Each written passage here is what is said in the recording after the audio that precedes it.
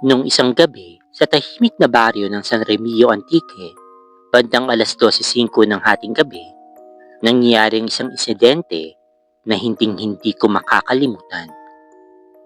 Nagkagising ko lang mula sa malalim na antok nang tumawag ang pinsan kong si Mayumi, na kasalukuyang 8 buwang buntis noon. Nanginginig ang kanyang boses habang sinasabi na sunduin ko raw siya sa gilid ng lumang waiting shed sa tapat ng lumang tulay ng Malandag. Mga 20 metro lang mula sa bahay namin, pero kilala sa buong baryo bilang lugar na iniiwasan kapag sumasapit ang kalaliman ng gabi. Alam ko naman ang mga kwento-kwento tungkol sa lugar na iyon. May nakikitang anindo daw, may narinig na pagaspas ng pakpak, at may humahabol sa mga umuuwing huli ng gabi. Pero dahil si Mayumi yun, agad akong tumayo at bumaba para buksan ang kalawangin naming gate. Pagdating ko sa labas, napakalamig ng hangin. May kasamang kakaibang amoy na parang pinaghalong lupa at napubulok na dahon. Tahimik ang buong kalsada. Wala man lang ni isang kahul ng aso, na lalo pang nagpatindig ng aking balahibo. Nang mapark niya ang tricycle, lumabas siya at dumiretso sa kakumapit sa aking braso. Nilak ko ang gate at nagsimula kami paglakad pabalik. Doon ko unang napansin ang isang babae na nakasuot ng puti, ngunit kupasin at marumi ang kanyang damit. Gusot-gusot ang kanyang buhok. Nakayuko ng sobra na parang halos sumayad na sa lupa ang kanyang mukha. Dumaan siya sa harapan ko ng dahan-dahan, pero ang tunog ng kanyang mga yapak ay parang hindi pantay. Isang paa ang dragging, parang hinihila. Hindi ko alam kung bakit, pero ramdam ko agad na may mali sa kanya. Masyadong tahimik ang pagdaan niya. Masyadong mabigat ang kanyang presensya. Napansin kong tumigil siya at lumingon ng bahagya kay Mayumi. Hindi ko nakita ang kanyang mukha, pero ang galaw ng liig niya ay parang biglang pumitik. Masyadong mabilis para sa isang karaniwang tao. Sinundan ko siya ng tingin habang naglalakad kami at napansin kong tumigil ulit siya. Pagkatapos, lumingon na naman papunta sa aming direksyon. Pangatlo, nagsimulang kabahan ang aking dibdib. Hindi ko alam kung bakit, pero biglang sumagi sa aking isipan ang isang lumang katagang hindi raw dapat basta-basta binabanggit sa gabi, lalo na kapag may kakaibang nilalang na malapit. Bago ko napigilan ang aking sarili, nasambit ko yun. 4 na salita, halos pabulong, ngunit malinaw. Kaagad, naglakad ng mabilis yung babae, halos kumaripas. Sa sobrang bilis, ay hindi nga tugma sa paikayat ng lakad niya kanina. Parang hindi na siya lumalakad, parang dumudulas ang kanyang mga paa sa lupa. Nagmamadali kaming sumakay ng motor. Pag-ikot ko pa lang para mag-U-turn, nadaanan ko ulit yung babae. Nakayuko pa rin siya, pero ngayon, may marahan ng pag-angat ang kanyang balikat. Parang gumagalaw ng hindi sabay sa paghinga ng tao. Habang tinatahak ko ang madilim na daan pauwi, tinitingnan ko siya sa aking side mirror. Doon ko nakita ang hindi ko sana nakita. Kumakampay ang likod ng babae. Dahan-dahan, unti-unting bumubukol. Parang may sumusulpot mula sa ilalim ng kanyang balat. Mayumi, nakita mo ba yung babaeng dumaan kanina? Tanong ko, kahit nanginginig ang aking boses. Hindi man lang siya lumingon. Ha? Anong babae? Wala naman akong nakita. Nanlamig ako. Naka-sideview siya kanina, kaya imposibleng hindi niya ito nakita. Pagdating namin sa gate, hindi pa rin natigilan ang aking kaba. Pinatulog ko muna si Mayumi sa loob bago ako umupo sa aming sala. Hanggang ngayon, iniisip ko pa rin yung aking mga nakita. Yung paglingon niya, yung mabilis na paglakad, at higit sa lahat, yung pagkampay sa likod niya na para bang may gustong pumutok palabas na pakpak. Ilang araw ang lumipas bago ko nalaman mula sa isang matanda na taga San Remigio na matagal na raw may gumagalang nilalang sa lumang tulay ng Malandag. Isang nilalang na naghahanap ng bata na hindi pa sinisilang. At kapag may buntis na napadaan, sinusundan niya ito ng 3 lingon. Senyales daw na minarkahan na niya ang magiging biktima. At ang pang-apat, hindi na raw lingon, pagdalaw na.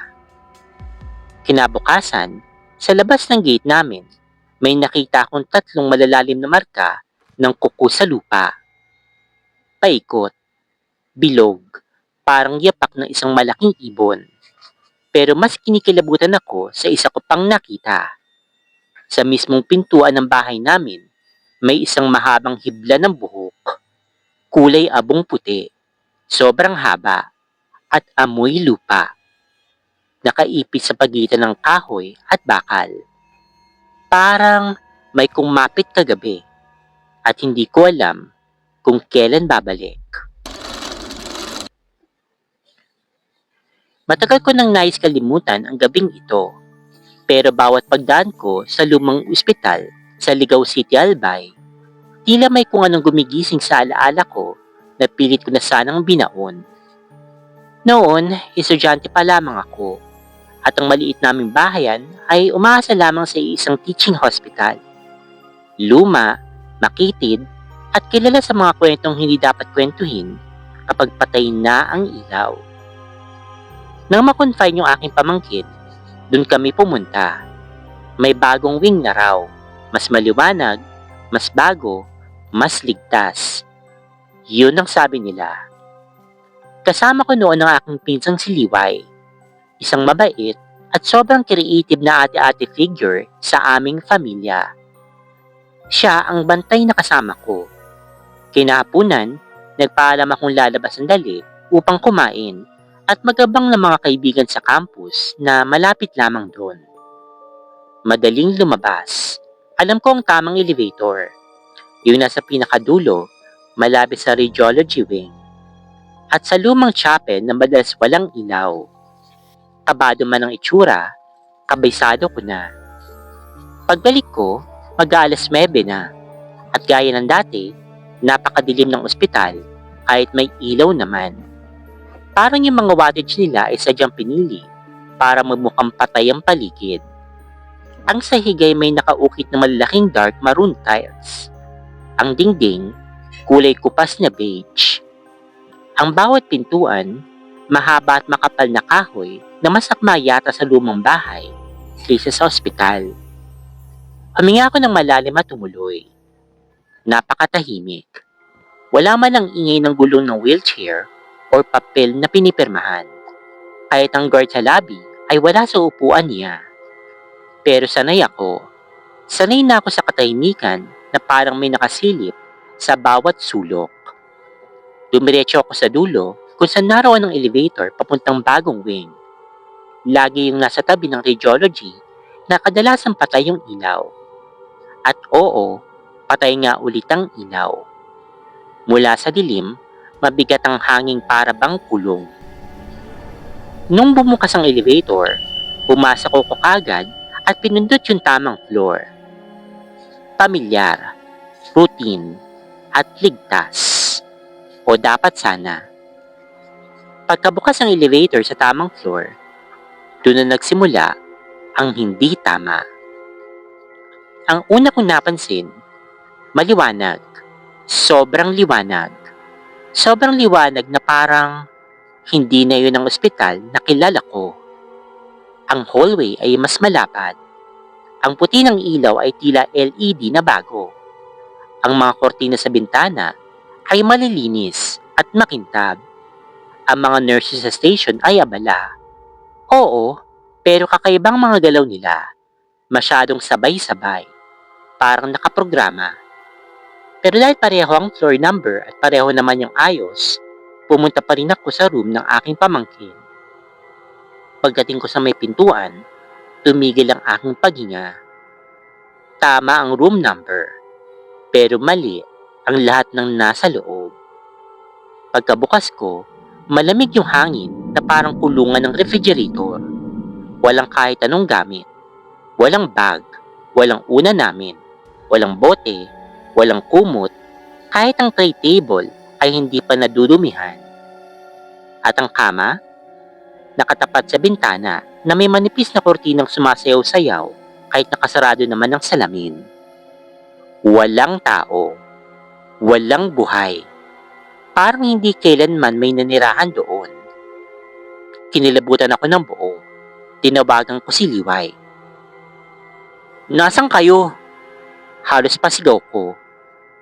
"Ha? Dito lang kami sa room. Kanina ka pa nga namin iniintay."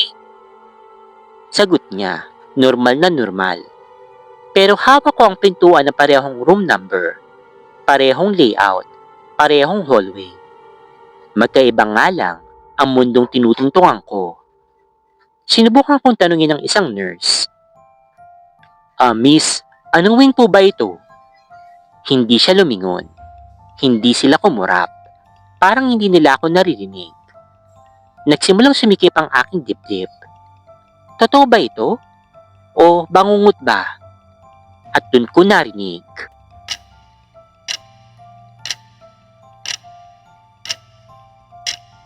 Mula sa kisame.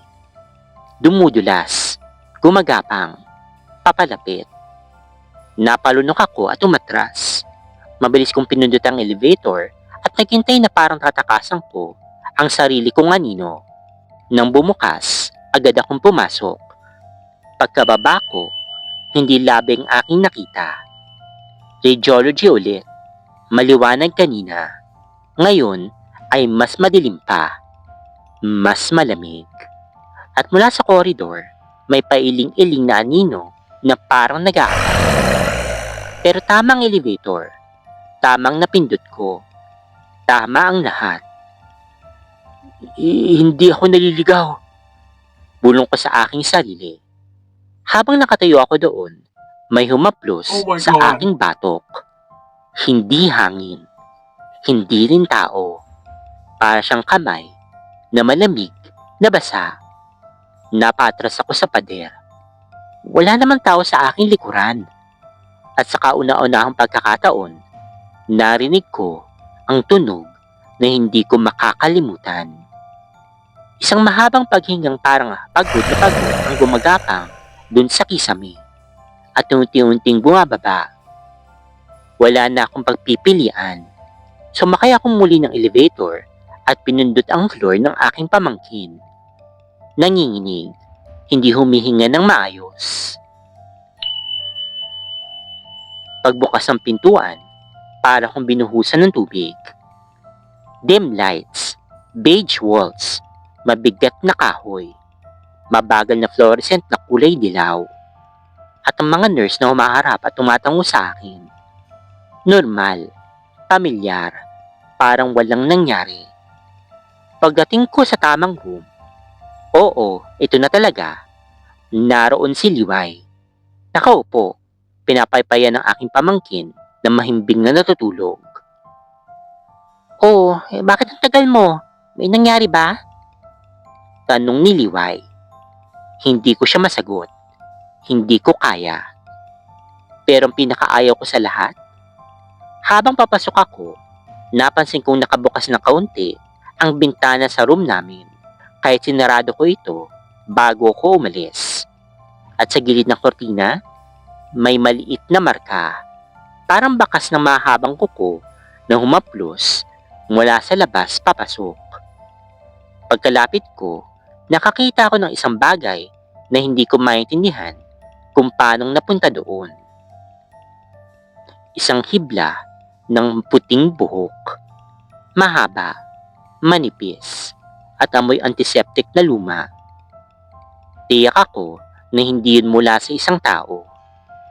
At mula ng gabing yun, hindi na ako sumasakay ng elevator ng mag-isa. Hindi sa lugar na iyon. Hindi sa ospital na iyon. Hindi kahit saan. Noong October 2019, na-admit ang aking lola sa isang pribadong ospital sa Bayongbong, Nueva Vizcaya matapos siyang atakihin sa puso sa kalagitnaan ng gabi. Wala na siyang malay nang dumating kami, kaya diretsong ICU ang aming punta. Doon naming unang naramdaman ang malamig, mabigat na hangin na parang hindi lang hangin ang gumagalaw. Kasabay ni Lola, may 4 pasyente doon sa ICU. Mga nabangga di umano sa highway papuntang Solano. Conscious naman silang lahat, pero tila balisa, hindi mapakali, at parang laging may tinititigan doon sa kisame. Kami, dahil masyalan yung lagay ni Lola, pinayagan kami magpalit-palit pumasok kahit anong oras. Basta 2 lang sa bawat pasok. Ako at ang pinsan kong si Marikit ang unang pumasok. Hindi ko makakalimutan ang itsura ni Lola.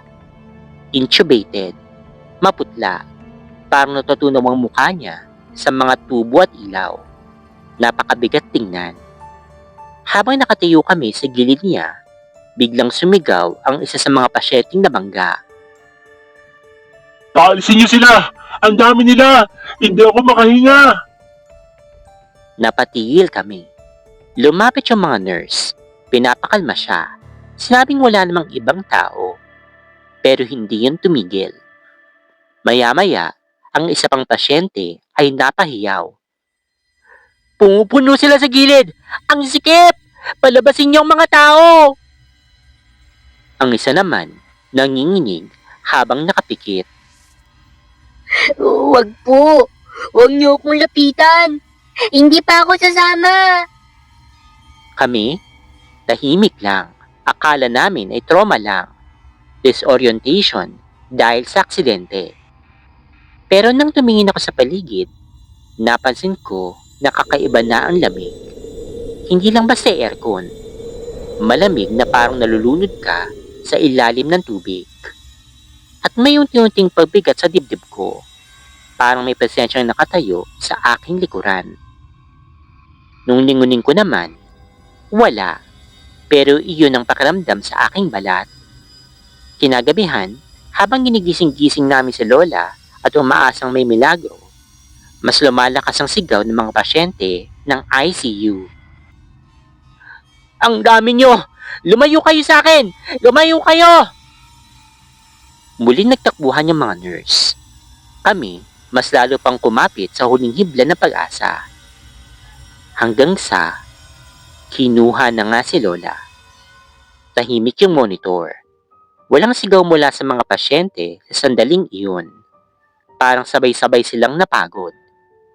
At kami, umiyak. Sabay-sabay.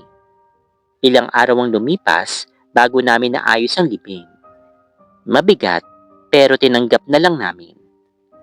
Pero hindi namin naasahan ay ang mga sumunod na pangyayari. Isang hapon, nasa palengke kami sa Diadi. Tumutulong sa tindahan ni Mama. Nang may lumapit na isang matandang babae. May benda pa ang kanyang noo. Nakapayong kahit hindi naman maaraw. Nakilala siya kaagad ng pinsan kong si Marikit. Isa siya sa mga pasyenteng nabangga. Isa sa mga nagsisigaw. Nay? Sabi ni Marikit. Kayo po ba yung nasa ICU nung nandun yung lola ko? Napangiti ang matanda, pero halatang may kaba sa kanyang mukha. Oo, anak. Sagot niya. Hindi ko makakalimutan ang gabing iyon. Hindi na nakatiis si Marikit at nagtanong pa. Bakit po kayo nagsisigaw noon? Sabi niyo ang dami raw tao, pero wala naman pong iba sa loob. At dito, biglang nanginig ang kamay ng matanda habang nakahawak sa kanyang bayong. Anak, hindi tao ang nakikita namin. Huminga siya ng malalim. Parang dinudurog pa rin siya ng kanyang alaala. Yung higaan ng lola ninyo. Puno ng mga aninong nakayuko sa kanya. Pabilog, parang nag-aabang. Nagtayuan ang aking mga balahibo. Tinuloy pa niya. May mga mukhang maputla. May mga punitan mga damit. May duguan pa ang ulo. May isa, nakalutang lang sa taas ng kama. Lahat sila nakatingin sa lola ninyo. Lahat sila parang may hinihintay. Hindi ko alam na mga kaluluwa pala sila. Akala ko noon ay mga tao lamang. Pero yung amoy, yung lamig, hindi yun para sa buhay. Dito siya napahigpit sa kanyang bayong. Napagtanto ko nung matapos ang lahat. Sila pala ang sumusundo. Hindi kayong hinihintay nila. Hindi kami. Kung hindi, siya. At ang huling sinabi ng matanda ay hindi ko talaga malilimutan kahit kailan. Nang huminto ang makina ng puso ng lola ninyo, umalis silang lahat ng sabay-sabay. Para may kung anong hindi nakikitang pinto ang sabay na nagsara. At doon na umalis ang matanda, nanginginig at hindi man lang lumingon. Nang gabing iyon, saka ko lang napagtanto ang katotohanan. Ang mga sigaw sa ICU, hindi sila naglalaro ng imahinasyon. Hindi sila naliligaw ng isip. Hindi sila nag-hallucinate. May mga nilalang na nakapalibot sa aming lola. At sila lamang ang nakakakita. Sila lang ang nakakaamoy. Sila lang ang nakakaramdam. Nang gabing yun, akala ko kami lang ang nagbabantay sa aming lola. Ngayon, alam ko na ang katotohanan. Hindi kami ang naghintay sa oras niya. May mga nilalang na naghihintay bago pa kami dumating. At hanggang ngayon, tuwing napapadaan ako sa ospital na yun, palagi kong narinig sa isip ko ang mga salita na totoo ang sundo. Horror or paranormal story? Sagutin natin yan na mabilis. Marami nagtatanong yan. Noong una, hindi ako naniniwala. Kasi nga, ang matatanda lang yan. Kwentong ano yan. Yan lang yung common na paniniwala sa funeral home. Ganyan, no? So, grade school, high school, kasi wala akong nararamdaman sa loob ng mall kahit mag-isa. Until one day, nasa loob ako ng establishment. Tapos may sarili akong CR sa loob. Nag-flash siya mag-isa. Hindi siya pwedeng may tao dun eh. Kasi yung pintuan, katabing-katabi ko. So, nung tinignan ko, wala naman tao. Ba't nag-flash siya mag-isa ha? So, next was, meron akong mga gamit doon sa counter, sa mesa. Mga wire mesh yun, nakaganak parang bola. Tapos gumagalaw mag-isa, nanginginig. Doon sa countertop, nanginginig siya mag-isa. Titignan ko, tapos biglang tumigil. Worst is this, meron akong isang bag doon, na siguro parang ball, may laman yun sa loob, mabigat yun eh. Bag siya, tapos parang may tumulak or may humampas. Nahulog siya from the mesa papunta sa floor. Imposibleng may hangin doon kasi wala akong electric fan sa loob. Tapos enclosed yung facility. Imposibleng hangin, imposibleng electric fan. So pinulot ko pa talaga yung nahulog na bag at nilagay ko doon sa counter kung saan siya nahulog. So ever since then, sabi ko, okay, talagang fine, nandyan na sila. Kaya lagi po kung may, meron akong Benedictine medal, tsaka bronze scapular, no? So, dati po ako seminarian, kaya seminarista ako dati. So, alam kong meron. Na-experience ko siya dito. Meron po mga bangkay talaga na pag nandyan sila, peaceful, walang problema. Pero may mga bangkay na mararamdaman mo na hindi ka nag-iisa. Worse is that nararamdaman mo siya, pero ang magsasabi sa'yo na may nararamdaman din sila is yung mga kasama ko. Kahit wala akong sinasabi. So, that validates things. Okay, pare-pare na nararamdaman kaya at nakikita. Pero within that, sa facility sa loob, yun yung mga nangyayari. So, mula hindi ako naniniwala, pero hindi ko na siya i-deny niya.